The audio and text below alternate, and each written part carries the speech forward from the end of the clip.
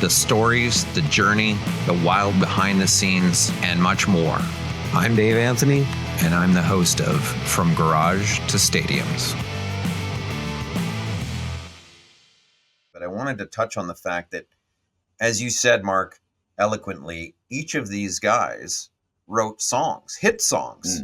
I mean, that's very unusual for a band. You've got Freddie Mercury, of course, wrote Bohemian Rhapsody, Killer Queen, Somebody to Love, Crazy Little Thing Called Love, Play the Game. You've got Brian May, writing We Will Rock You, I Want It All, Fat Bottom Girls, Hammer to Fall. You've got John Deacon, You're My Best Friend, Another One Bites the Dust, I Want to Break Free, co-wrote Under Pressure. And then Roger Taylor, These Are the Days of Our Lives, Radio Gaga, I Love My Car, as you said before, or I'm in love with my car. Have you ever seen anything like this? A prolific sort of foursome that each does this? Not quite on that scale. No, I mean, obviously the Beatles all wrote. I mean, Taylor and Deacon didn't get as many songs on the records, but I think the difference is they wrote hits. But it's worth pointing out that these songs became hits because they were Queen, and everybody had an input into these songs. Freddie Mercury had a big input into Radio Gaga, far more than perhaps the credit on the song allowed. These were very collaborative efforts. I mean, because they started to then at least attribute them to each to all of them around the time of the Miracle, but then that led to resentment because someone came in. You mentioned I Want It All. That's a Brian May song. It's based on something his wife Anita Dobson, the actress, said. He wrote, that's his song, but it's credited to the whole group. So I think there's still this kind of resentment. It's like, well, no, actually, that's my song, but it's got all their names on it. It's just people being very creative and very protective of what we're very egalitarian until the checks have to be cashed. Until the checks, bands argue over creative differences and money. That is the root of most of these problems. People feeling their contribution hasn't been acknowledged. So, Mark, we're coming to the end. What is Queen's place in music history? What do you think they will be remembered for? I think they'll be remembered for the fact that they were able to prolong. They had an afterlife. This is the thing. It's an afterlife. Freddie Mercury dies. They didn't tour again for years and years till they found Paul Rodgers. They toured with Paul Rodgers and they toured with Adam Lambert, and hugely successful with Adam Lambert. They never made new music, but they became a traveling jukebox.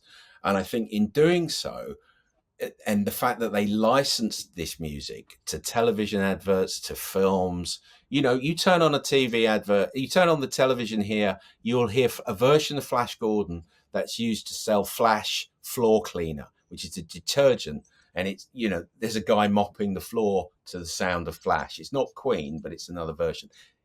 It's become part of the fabric, popular culture.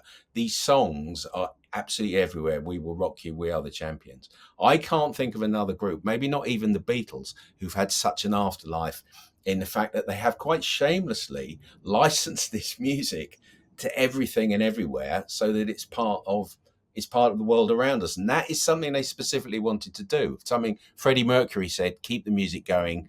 Roger Taylor said I don't just want it to be a bunch of records on a shelf. I want people to hear it. So subsequent generations hear it. Kids, teenagers, that they know this music. And I think that if you hate Queen, it's a nightmare because you can't get away from them. And I feel sorry for people that don't. I understand why they wouldn't like them, but it's like, oh God, not them again.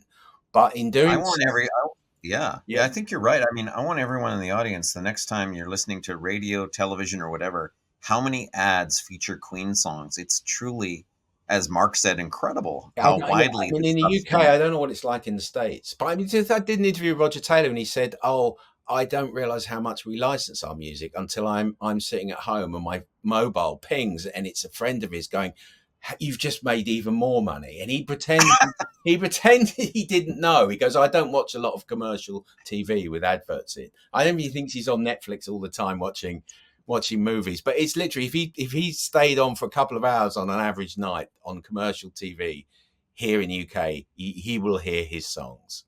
Yeah. The Afterlife is a really interesting point. I also think the range of sounds these guys Yes, produce absolutely. It's from a the heavy me, metal me band, but disco, ballads, pop. It's everything.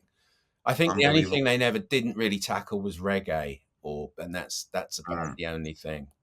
mhm. Mark, we're at that point where we ask our guests to Oh yeah, I saw that. actually, you know what? I'm going to ask a question before this, before Okay. the three songs. I know that that will be hard, but I want you to. You pioneered something on our Fleetwood Mac episode where we asked very briefly, how would you describe each member? So I'm going to give you 3 words to describe Freddie Mercury, and then the rest. Okay, Freddie Mercury, diva, showman, hustler, Brian May, scientist, fussy, um, forensic, Roger Taylor, the drummer, blonde, glamorous, divorcee. He's been through a few marriages. is that recent? No, no, in the Okay, past. okay. John Deacon, Quiet, talented, because I think he's more talented than people let on. Clever, because he doesn't do anything and he just gets all the money and he doesn't have to work for it. as you would say, that's not hard work. Not hard work, no. um, how about 3 songs and maybe why we should give them a listen or re-listen? These could be the hits. These could be the lesser knowns. There could be a theme. You decide. Well, Which I'll 3 songs? I'll say Under Pressure because I think it's such a great song, and I think it's such an unusual pop song. It's an unusual hit record. I'm not going to choose any other hits. I'm going to choose there's a song called March of the Black Queen, which is on Queen 2, which is just crazy. I laughed. I had to play it when I was doing the book, and I just laughed because I just thought That was written by Freddie Brian May. Mercury. Freddie Mercury. Oh, Freddie I Mercury. believe so. March of the Black Queen. It's just you just go, what are you? This is insane. You know, it's so kind of it's just bizarre. So I have March of the Right. Black Queen. What else can I have in there? Throw some names at me. Dragon Attack. Let's have Dragon Attack. Brian May's song. Let's give Dragon Attack another shout out. Perfect. Yeah. Mark, always a pleasure to have you on the show. We really appreciate you coming in today, and thank you. No, thank you. It's good to be back again. And I look forward to hearing it. Thank you.